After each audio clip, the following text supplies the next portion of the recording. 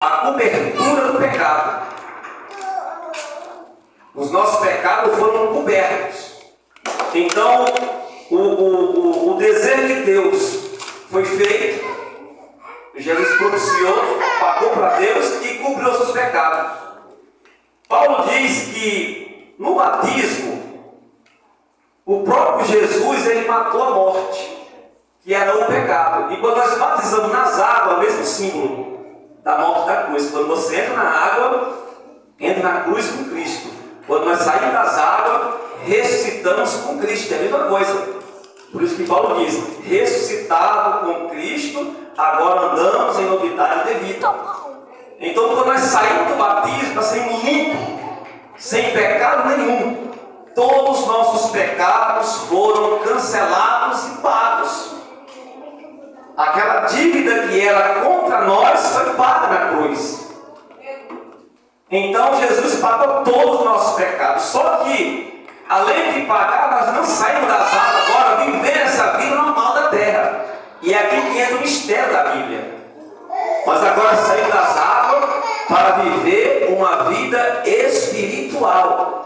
Aí Paulo diz a Gálatas: se nós andamos em espírito, vivemos também no espírito.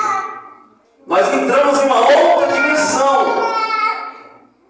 E o crente nós precisamos aprender isso.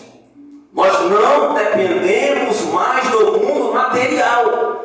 Agora nós andamos por fé e não por vista. Por isso que a Bíblia diz que agora a nossa luta não é contra a carne nem contra o sangue, mas antes do batismo era. Nós brigávamos, nós xingávamos, nós ia na carne mesmo. Mas depois que aceitamos a Cristo e batizamos em uma nova criatura, já não é mais nossa briga. Agora já é contra os espíritos, as potestades no mundo espiritual. Não é mais contra a carne e o sangue. E é tanto certo isso, desses dois mundos, nós temos que entender isso. A Bíblia diz, 2 Reis capítulo 6, que o rei da Síria, ele montava armadilha para poder emboscar o rei de Israel. Mas tudo que ele fazia, o rei de Israel ficava sabendo e ele não conseguia. E aí chegou um ponto, ele reuniu os soldados dele e falou assim: quem é de vocês aqui que é pelo rei de Israel? Porque tudo que eu faço ele fica sabendo. Aí eu disse: não, meu senhor, não é que nós estamos entregando os seus planos para o rei de Israel. É porque lá tem um homem que tudo que até o que o senhor pensa, que o senhor sonha na sua recâmara, Deus revela para ele, ele conta para o rei. E aí a Bíblia diz que o rei da Síria disse: onde é que está esse homem? Não está em Dotã.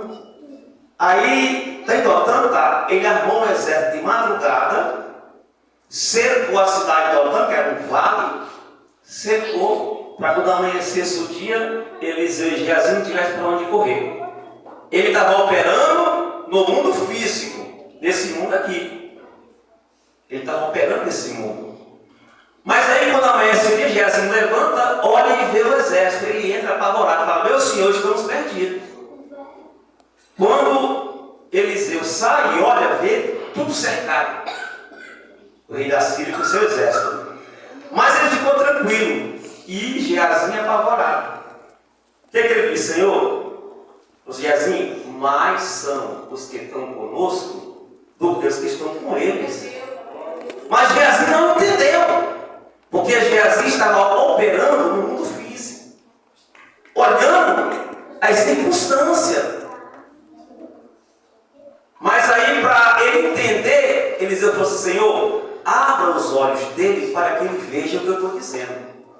E a Bíblia diz que aí, quando Deus abriu os olhos dele naquela visão, ele viu acima do exército da Síria, que estava na terra, em cima, flutuando, cavalos e carros de fogo.